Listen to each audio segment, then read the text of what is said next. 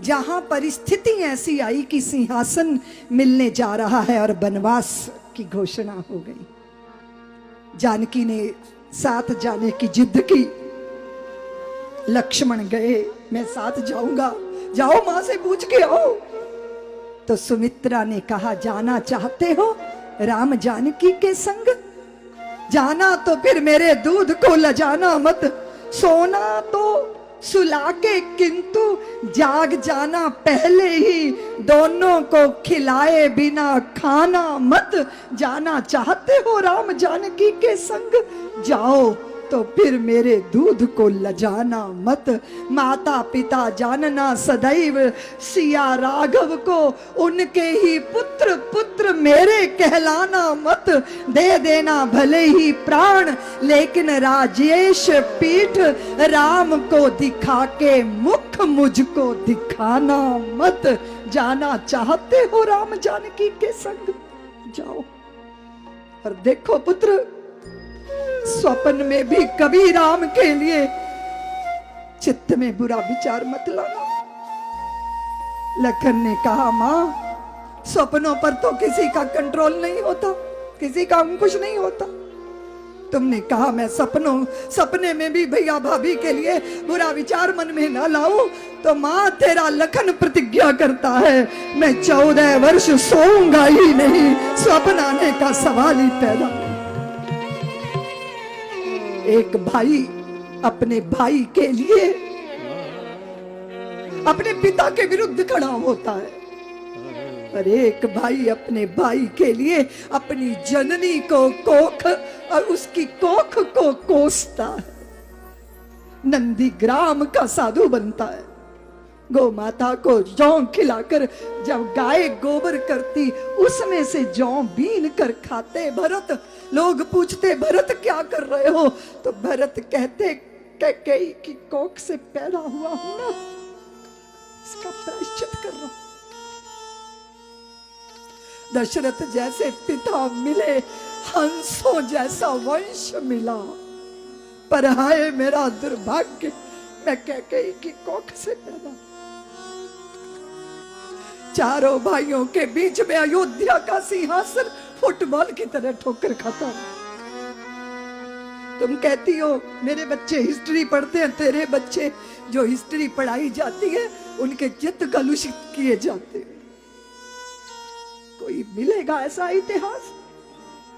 हाँ, हमने ये देखा है कि अपने भाई की गर्दन काट के पिता को उपहार में भेज दी। सत्ता के लिए हत्याएं करने के इतिहास संसार में कहीं ऐसी कथा नहीं मिलेगी कि अयोध्या के सिंहासन पर 14 साल लकड़ी की पादुकाओं ने 14 साल।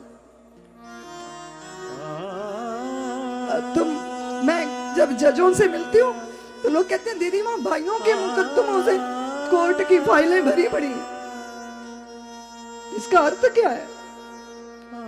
इसका अर्थ क्या है?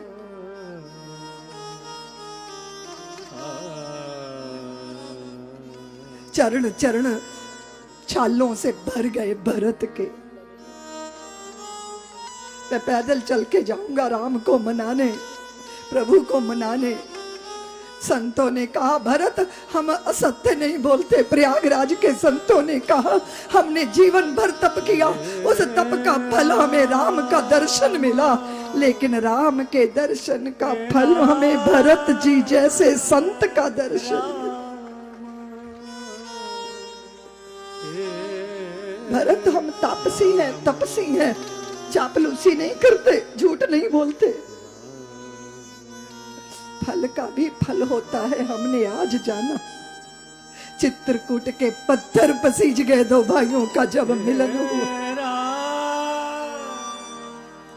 बड़ी बड़ी देर की, और जब मिले तो देखकर संसार हैरान हो गया।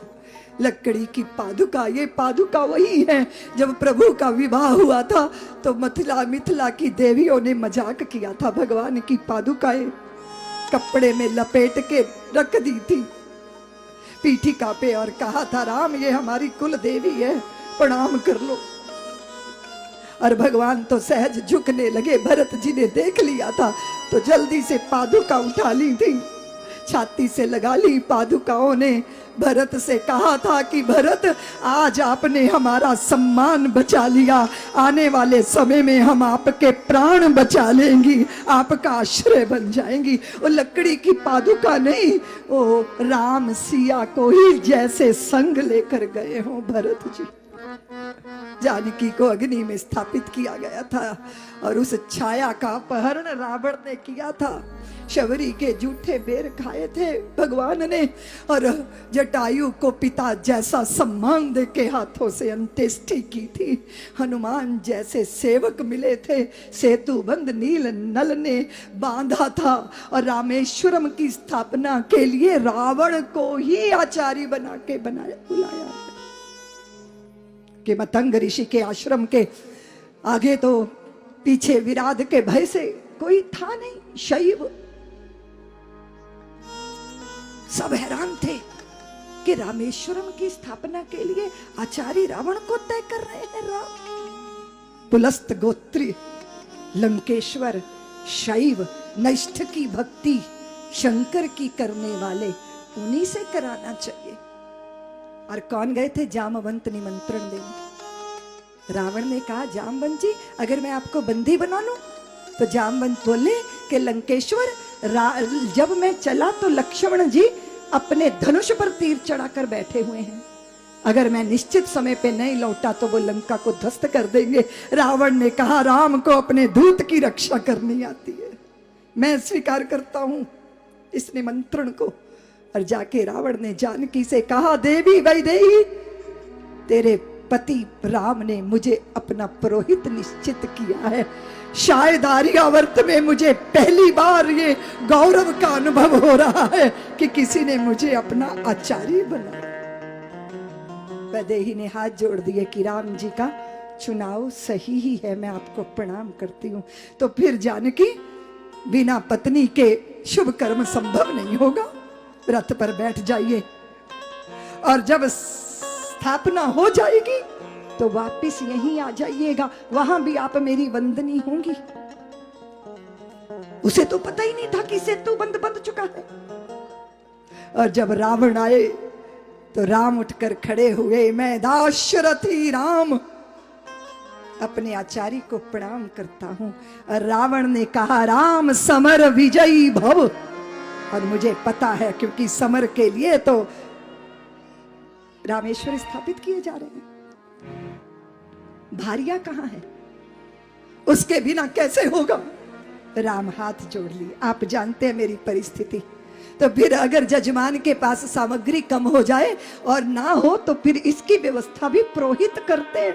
जानकी बुलाई गई, वे नतमस्तका राम के वाम भाग में बैठी। फिर रामेश्वरम की स्थापना हुई।